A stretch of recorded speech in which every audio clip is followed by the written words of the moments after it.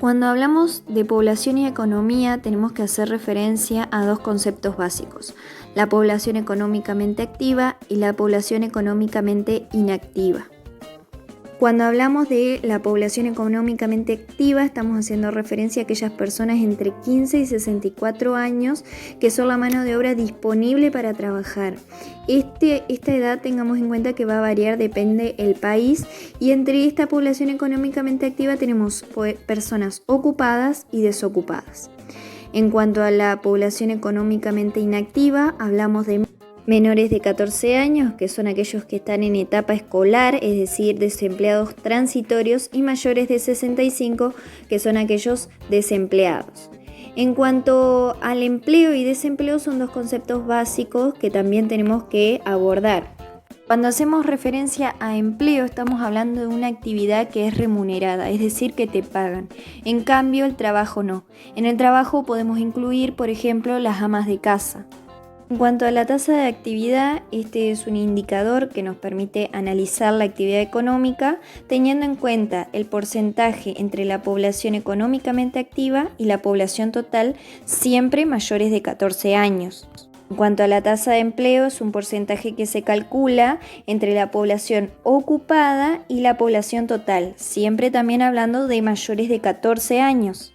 En cuanto a la rama de la actividad, estamos hablando del sector de la economía al que pertenece ese trabajo. Este puede ser primaria, secundaria o terciaria, que es el que más ha crecido en los últimos años, y tengamos en cuenta que el sector terciario son los servicios, como por ejemplo podemos mencionar catering, flete, delivery y un montón de otras cuestiones que han surgido en los últimos años. Por último, en cuanto a la categoría ocupacional, se habla de la relación establecida entre el trabajador y la empresa. Entre esto podemos mencionar ser empleado público, ser trabajador por cuenta propia. Muchas veces eso se da en el sector de servicios. Los trabajadores por cuenta propia no tienen relación de dependencia, patrones o empleados que suelen contratar a otros obreros, y trabajadores de familia que suelen tener o no una remuneración. Recuerden que estamos hablando de trabajo o empleo. Ya cuando hablamos de desempleo, estamos haciendo referencia a aquella persona que está en condiciones de trabajar pero no puede conseguirlo. A su vez, la desocupación puede depender de la edad. Es muchas veces más difícil conseguir trabajo para aquellas personas mayores o los jóvenes que recién están buscando un empleo, o también varía dependiendo del sexo de las personas. Entre las causas que originan el desempleo en nuestro país podríamos mencionar la privatización de las empresas, como sucedió en la crisis del 2001, como por ejemplo con YPF o los ferrocarriles. En cuanto a la desregulación y flexibilidad laboral, se hace referencia a las estrategias que utilizan las empresas, como por ejemplo los empleados contratados, que son aquellos que contratan por un término específico. Muchas veces lo hacen en épocas de que sus empleados están de vacaciones. De esta forma se ahorran echar a los empleados y pagar indemnización.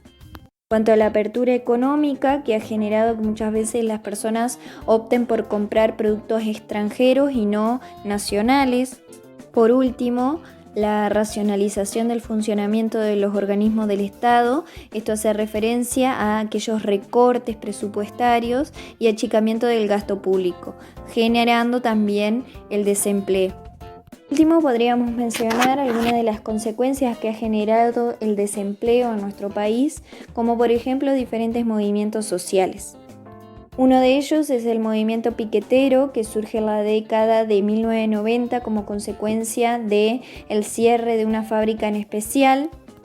Esta forma de protesta luego se expandió por todo el país y se hizo moda estas formas que tenían de cortar ruta, quemando neumáticos, enfrentamiento entre fuerzas de seguridad, y obviamente que estas cuestiones tienen mucha implicancia política. Por último, podemos mencionar a los cartoneros, que son aquellos que surgen mayormente en la crisis del 2001 como consecuencia del gran aumento del desempleo y la pobreza en nuestro país. Estas personas se dedicaron a recolectar residuos reciclables para clasificarlos y luego venderlos y así conseguir dinero para sobrevivir en esa situación.